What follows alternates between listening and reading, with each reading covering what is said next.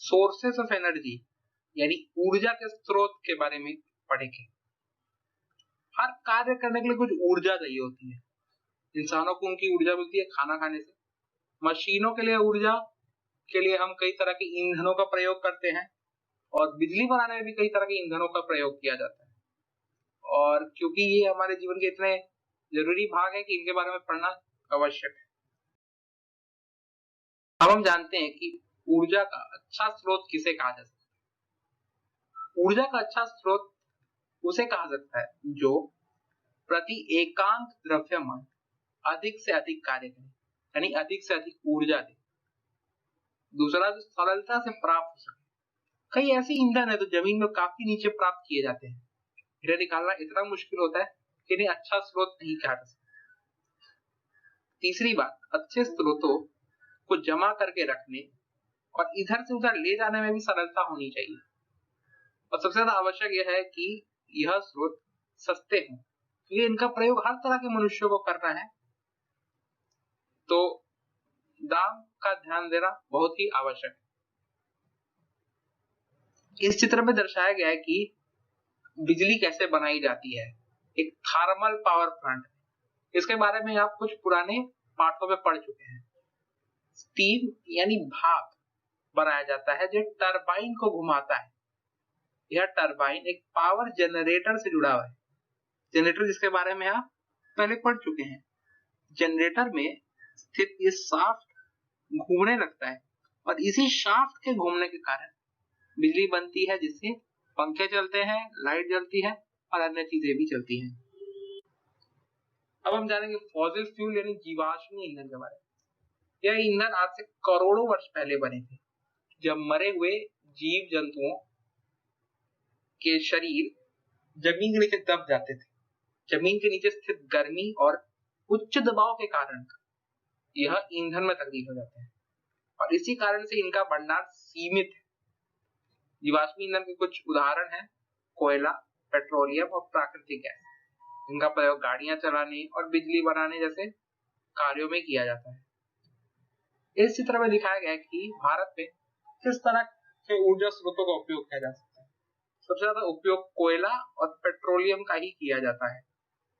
उसके बाद आता है जल का उपयोग, और फिर परमाणु ऊर्जा, और फिर पवन ऊर्जा।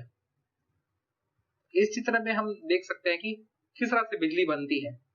जब किसी टरबाइन पर भाप छोड़ा जाता है तो डायनामो के अंदर स्थित शाफ्ट घूमने लगता है, और इस शाफ्ट के घूमने से ही बिजली बनती है।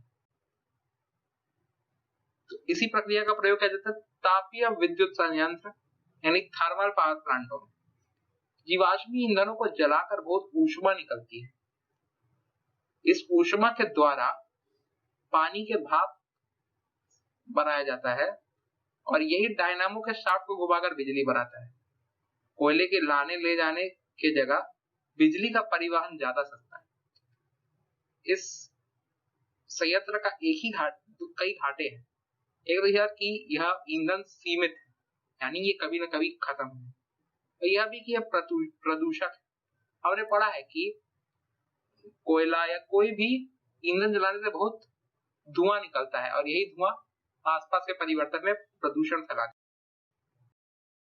अब हम पढ़ेंगे जल विद्युत संयंत्र यानी हाइड्रो पावर प्लांट के बारे में। थर्मल पावर प्लांट में उसी भाप का प्रयोग किया जाता है। हाइड्रो पावर प्लांट में सीधे गिरते हुए पानी का प्रयोग किया जा सकता है। नदियों पे बांध बनाकर पानी को रोका जा सकता है। हम जानते हैं कि पानी सदा ऊंचे स्तर से नीचे स्तर पे जाता है, तो जब पानी को ऊपर से छोड़ा जाता है तो वह एक टरबाइन से पास करता है। यह पानी इस टरबाइन को घुमाता है, जिससे बिजली बनती है। भारत के कुछ विख्यात बांध है नर्मदा नदी पर स्थित सरदार सरोवर बांध, सतलज नदी पर स्थित भाखड़ा नांगल बांध, और गंगा पर स्थित टिहरी बांध। यह बिजली बनाने का काफी अच्छा तरीका है, और इसका प्रयोग हमारे देश में भी कई जगह किया जा रहा है। इसमें बस एक ही चीज चाहिए कि पहाड़ के बीच एक तेज बहती नदी खोजनी है, और जो लोग विस्थापित होते हैं इसके आसपास, इसे कम से कम रखना होता है। बायोमास एक ऐसी ऊर्जा स्रोत है जिसका उपयोग हमारे गांव में कई तरह से किया जा सकता है। लकड़ी को कम ऑक्सीजन में जलाने से चारकोल बनता है, जो काफी बढ़िया ईंधन होता है। ठीक उसी तरह गोबर, फसल के कटे हुए अवशिष्ट, बेकार सब्जियों को अगर कम ऑक्सीजन में रखा जाए तो कीटाणु इन पर प्रतिक्रिया करते हैं और बायोगैस बनाते हैं। बायोगैस में मुख्यतः मीथेन गैस होता है और यह काफी बढ़िया जलावट होता है। तो इसके प्रयोग से, बायोमास के प्रयोग से फेंकने वाली चीजों का द्वारा ईंधन बनाया जा सकता है और साथ ही साथ मीथेन गैस निकलने पर जो नीचे बच जाता है उसका प्रयोग हम कर सकते हैं खेतों में खाद के रूप में। तो यह एक ऐसा ऊर्जा स्रोत है जिसका उपयोग हमारे गांव में बहुत बढ़िया से हो सकता है और कई गांव में ऐसा हो भी रहा है। अब बात करते हैं पवन ऊर्जा के बारे में। पवन चक्कियों की मदद से सदियों से हवा की गतिज ऊर्जा, क्योंकि हवा तो चल रही है, उड़ रही है, तो कुओं से पानी निकाला जाता है। आज इन पवन चक्कियों को डायनेमो से जोड़ दिया जाता है और इससे बिजली बनाई जा सकती है। भारत में सबसे ज्यादा पवन ऊर्जा कन्याकुमारी में बनाई जाती है। पवन ऊर्जा बनाने के लिए कुछ ऐसे पंखों का उपयोग किया जाता है। एक पंखा इतनी ऊर्जा नहीं बना सकता जिससे कई घरों में लाइट दी जा सके, तो इसलिए कई ऐसे पंखों को एक साथ करके रखना पड़ता है। अब हम ऊर्जा के अपारंपरिक स्रोतों के बारे में बताएं। वह सबसे पहले आता है सौर ऊर्जा। सूरज पृथ्वी की तरफ जो गर्मी भेजता है उसका कई जगह उपयोग किया जा सकता है। एक उदाहरण है सौर कुकर, जिसका उपयोग कई गांवों में किया जाता है। हम जानते हैं कि काला रंग सबसे ज्यादा धूप अपने अंदर सोखता है, तो एक डब्बे को हम पूरे तरह से काले रंग से पेंट कर देते हैं और एक शीशा लगा देते हैं। अगर डब्बे में हम कोई भी खाने वाला पदार्थ जैसे चावल अगर रखते हैं तो धूप से आने वाली सारी ऊर्जा इस शीशे पर टकराकर सीधे खाने पर पड़ेगी, जिससे खाना अपने आप पक जाएगा। सौर सेल जो मुख्यतः सिलिकॉन से बनते हैं, इनका द्वारा सौर ऊर्जा से बिजली बनाई जा सकती है और कई सौर सेल मिलाकर सौर पैनल बनाए जाते हैं। सौर पैनल कुछ इस प्रकार दिखते हैं। इसमें हर एक एक टुकड़ा एक सौर सेल है। सौर सेल में कुछ ऐसी प्रक्रियाएं होती हैं जो धूप की ऊर्जा लेते ही उसे बिजली में परिवर्तित कर देता है। सौर सेलों का प्रयोग कई डिजिटल वॉचों में आजकल किया जाता है और कैलकुलेटरों में तो इसका प्रयोग कई सालों से किया जा रहा है। अब हम समुद्र की ऊर्जा के बारे में जानेंगे, जो एक और अपारंपरिक ऊर्जा स्रोत है। एक उदाहरण ज्वारीय ऊर्जा। समुद्र के स्तर को अगर हम देखते हैं तो हमें पता है कि वो कम ज्यादा होती रहती है, इसे ज्वार भाटा कहा जाता है। समुद्र के किनारे किसी संकीर्ण क्षेत्र पर बांध बनाकर उसमें टरबाइन लगाकर उपयोग किया जा सकता है। तो जब समुद्र किनारे हाई टाइड होगा तो सारा पानी बाहर से अंदर तरफ आएगा, जिससे टरबाइन घूमने लगेगा और बिजली बनेगी। जब लो टाइड होगा तो सारा पानी किनारे से समुद्र तरफ जाएगा, जिससे और टरबाइन घूमेगा और बिजली बनेगी।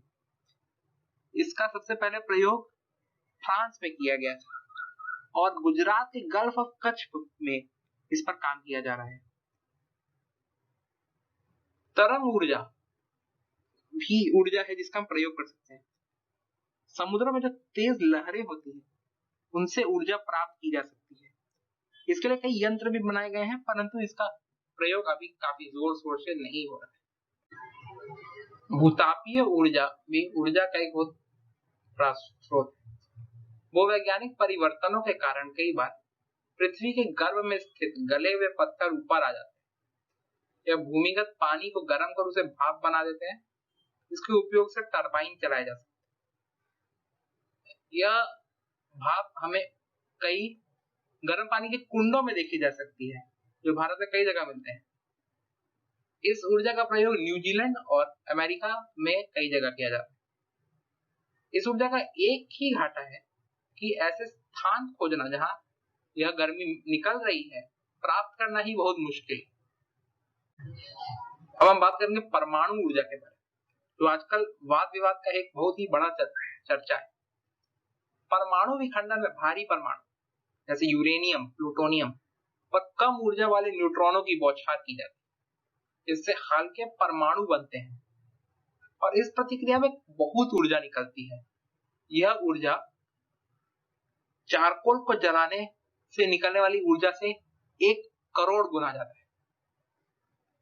इस प्रतिक्रिया से पानी को भाप बनाया जा सकता है, जिसके द्वारा टरबाइन घुमाए जा सकते हैं। परमाणु विखंडन में कई हानिकारक कण निकलते हैं, जिन्हें बाहर निकलना जरूरी होता है। यह कण इतने हानिकारक होते हैं कि एक बार में ज्यादा ईंधन का प्रयोग नहीं किया जा सकता। अगर यह कण मनुष्य के शरीर में घुस जाते हैं तो कई स्वास्थ्य समस्या पैदा कर देते हैं। इसी कारण से परमाणु ऊर्जा के अपशिष्ट को ठीक से फेंकना जरूरी हो जाता है और प्रयोग करते समय भी इन्हें ठीक से रखना बहुत जरूरी हो जाता है। इसी कारण परमाणु ऊर्जा के पावर प्लांटों में सेफ्टी पर बहुत ध्यान दिया जाता है। यह ध्यान दिया जाता है कि सभी नियम माने जा रहे हैं और कहीं भी कोई हानिकारक कण बाहर नहीं निकलता। इसी कारण से इस ऊर्जा को पैदा करना बहुत ही महंगा पड़ जाता है और जिसके कारण कई लोग इसके ऊपर वाद विवाद करते हैं। यह भी जानना जरूरी है कि परमाणु ऊर्जा वही ऊर्जा है जिसके द्वारा कई तरह के बॉम्ब बनाए जा सकते हैं, परंतु अगर इस विज्ञान का प्रयोग अगर ऊर्जा बनाने में की जाए तो इस पे सवाल उठाना सही नहीं है।